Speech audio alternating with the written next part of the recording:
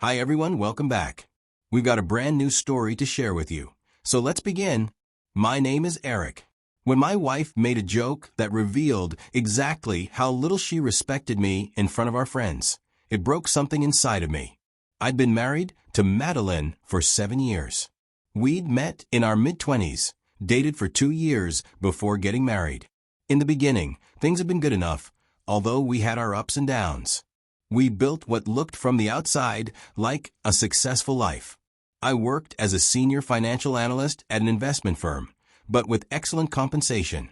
The job required constant availability, early mornings, late nights, weekend work when deals were closing.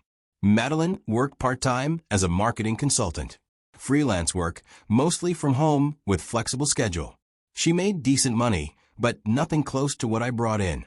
Which was fine. We'd never approached our marriage as a competition about income.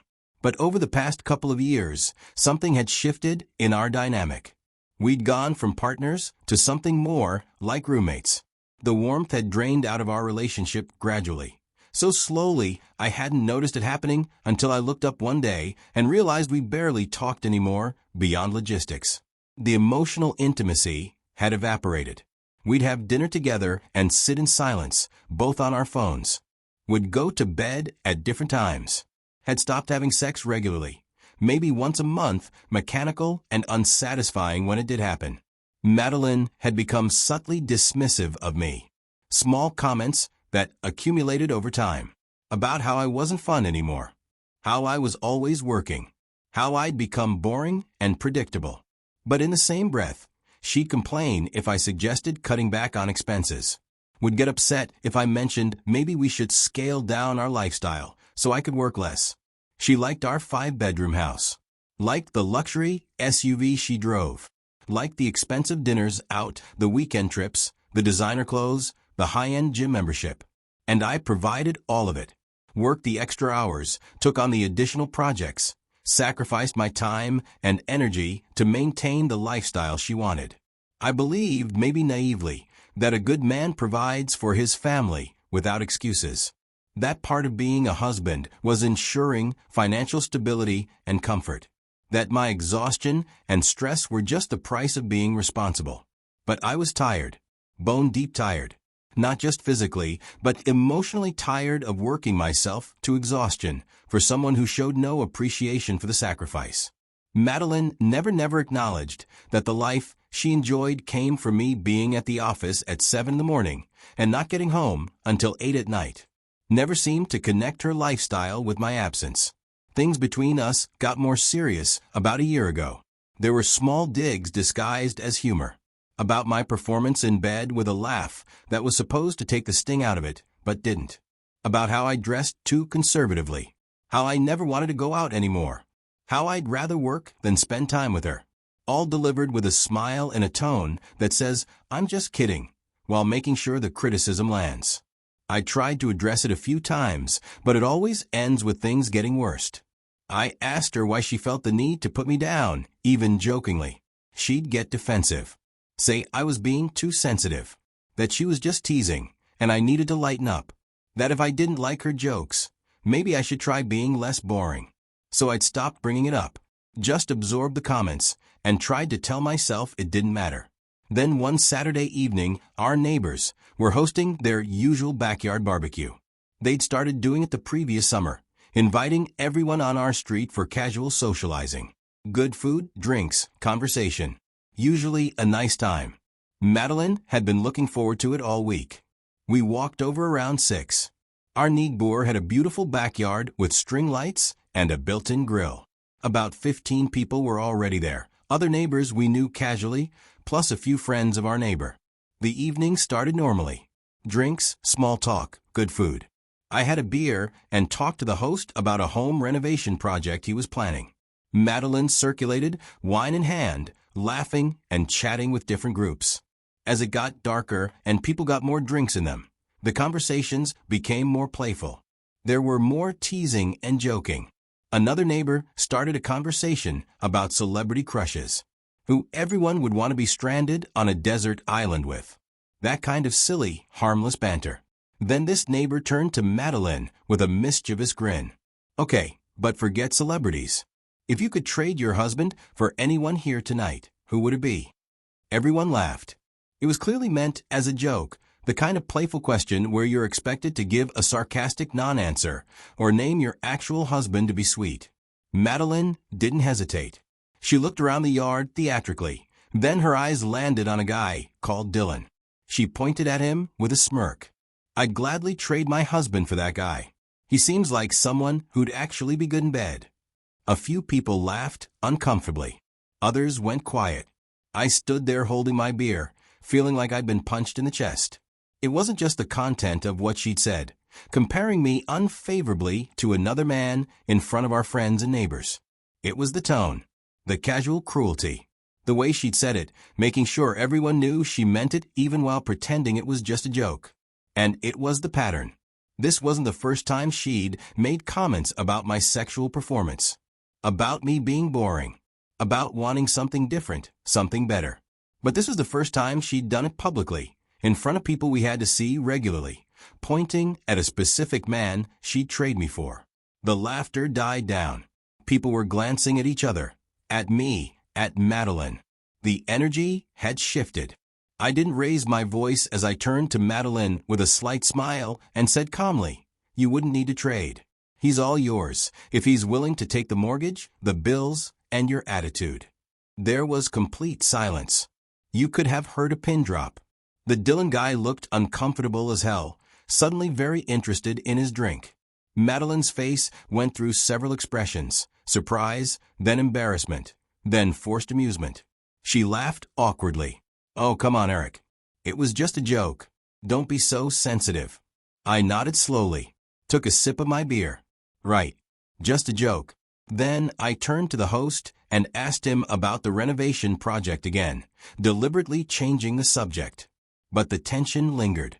The easy atmosphere of the evening had evaporated. Conversations restarted, but felt forced. People started making excuses to leave earlier than usual. Madeline stayed near her friends that live in the neighborhood for the rest of the evening, probably avoiding me. I talked to a few other neighbors, kept my expression neutral, acted like nothing was wrong. But inside, something had broken. That comment had exposed something I'd been trying not to see for months. Madeline didn't respect me, and maybe she hadn't for a long time. I worked long-hour weeks to provide the life she wanted, sacrificed my time, my energy, my health to make sure she could have her nice house and her luxury car and her expensive lifestyle. And her response was to publicly announce she'd trade me for someone else. To joke about my sexual inadequacy in front of our neighbors. To make it clear she saw me as insufficient, boring, replaceable. If she had that little respect for me after everything I'd sacrificed, what was I even doing? We left the barbecue around 10. Walked home in silence. The 2-minute walk from the Brennan's house to ours felt endless. As soon as we were inside with the door closed, Madeline turned on me. "I can't believe you embarrassed me like that." I set my keys down carefully. "I embarrassed you?" I asked. "Yes." Making that comment about the mortgage and bills in front of everyone. Making me look bad. She shouted, "Isterte hier." "Madeline, you publicly said you'd trade me for another man. Specifically mentioned you thought he'd be better in bed.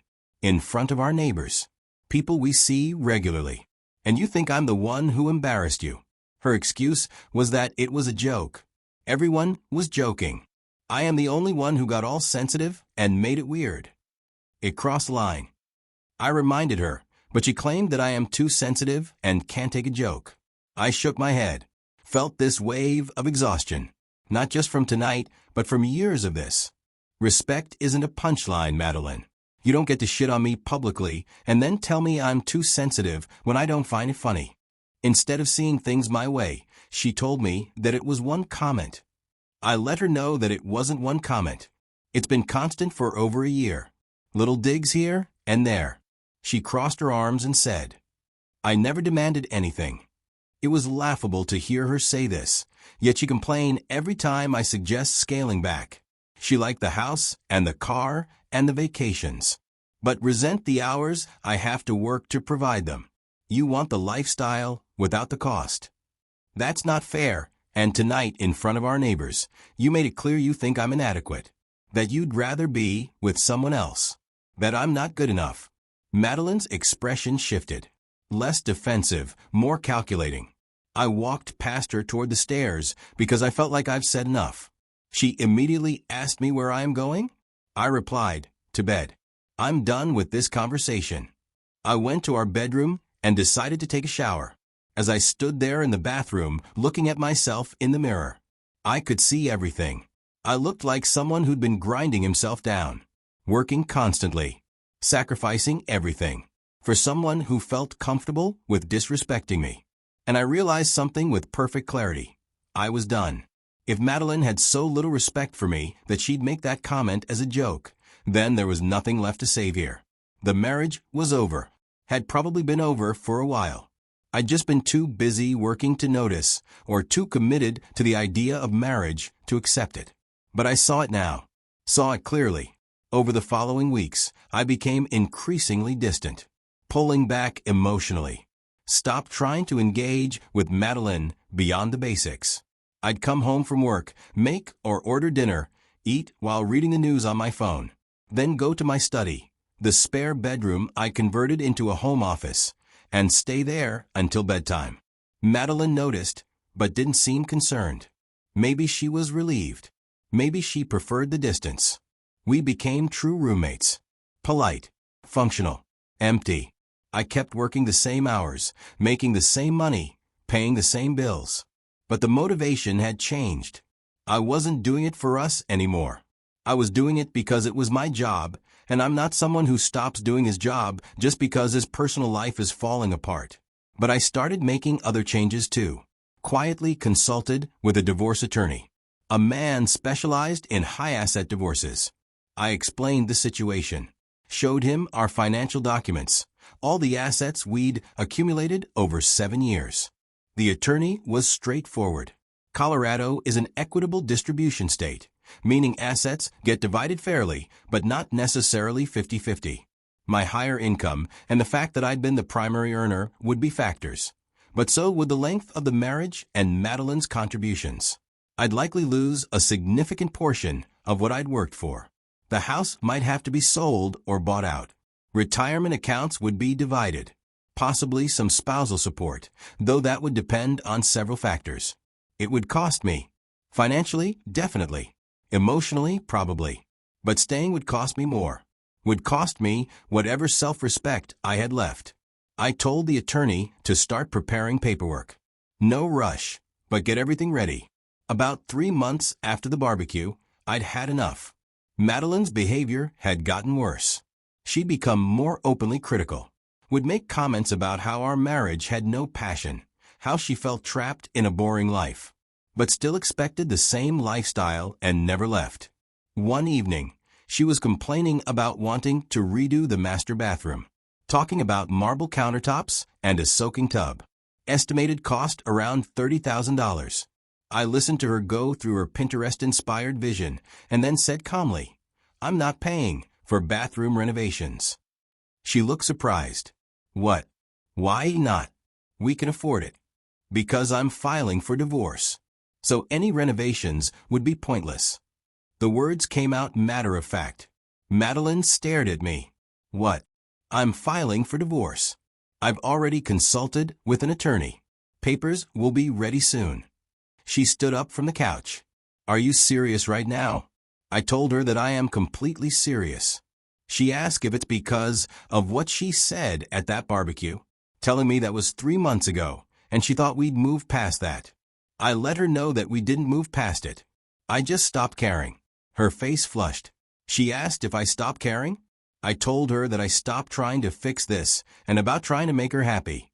I reminded her that she made it clear she doesn't respect me, that she'd trade me for someone else, that I'm boring and inadequate.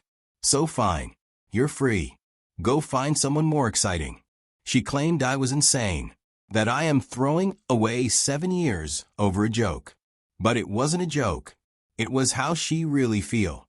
And even if it was a joke, the fact that she thought it was acceptable to say in front of our neighbors tells me everything I need to know about how she sees me. Seeing that I am serious, She tried to talk me out of ending the marriage. I told her I've been trying for 2 years, working myself to exhaustion to give you the life you want while you complain. I'm done trying. Madeline's expression shifted through anger, disbelief, and something that might have been panic. Her face crumpled. I can't believe you've been planning this for 3 months without saying anything. I walked toward my study. I'm sleeping in here from now on. You can have the master bedroom. We'll keep things civil until the divorce is finalized, but we're done. I closed the door, heard her start crying in the living room. I felt nothing. The divorce process took about 8 months, longer than I'd hoped, but most divorces apparently always take a while. My attorney handled most of the legal work. Madeline hired her own attorney, someone aggressive who tried to paint me as emotionally abusive and controlling. That didn't go well for them. I had documentation of my income, our expenses, evidence that I'd been the primary breadwinner, while Madeline chose to work part-time. And I had witnesses who testified about Madeline's public comment that night. The settlement wasn't great for me financially. I lost the house. Madeline bought out my equity, though she had to take a loan to do it. Lost about 40% of my retirement savings. Paid some spousal support for 2 years, though not as much as her lawyer wanted. All told, probably a significant sum, but I gained something more valuable, freedom. Freedom from working myself to death for someone who didn't appreciate it. Freedom from constant criticism disguised as jokes. Freedom from a relationship where I was valued only as a paycheck and resented for the hours it took to earn that paycheck. The divorce finalized almost exactly a year after that barbecue. I moved into a smaller condo closer to downtown. But it was mine. I kept the same job, but started setting better boundaries. Left at 6 instead of 8 most days. Stopped volunteering for every extra project. Still worked hard, but on my own terms. Looking back now, I understand several things clearly. I learned that sacrifice without appreciation is just self-destruction. I'd killed myself working to provide for Madeline, and instead of gratitude, I got criticism and disrespect. That's not partnership, that's exploitation. I learned that jokes reveal truth. Madeline's comment at that barbecue wasn't an isolated moment of poor judgment. It was an honest expression of how she saw me. People often say what they really think when they can hide behind just kidding. I learned that you can't earn respect from someone who's determined not to give it. No amount of providing, sacrificing, or accommodating would have made Madeline respect me, because she fundamentally didn't. And you can't fix that from only one side. I learned that staying in a bad relationship because of sunk costs is a terrible strategy. 7 years of marriage felt like too much to walk away from. But staying would have meant more years of the same. More sacrifice, more disrespect, more erosion of self-worth.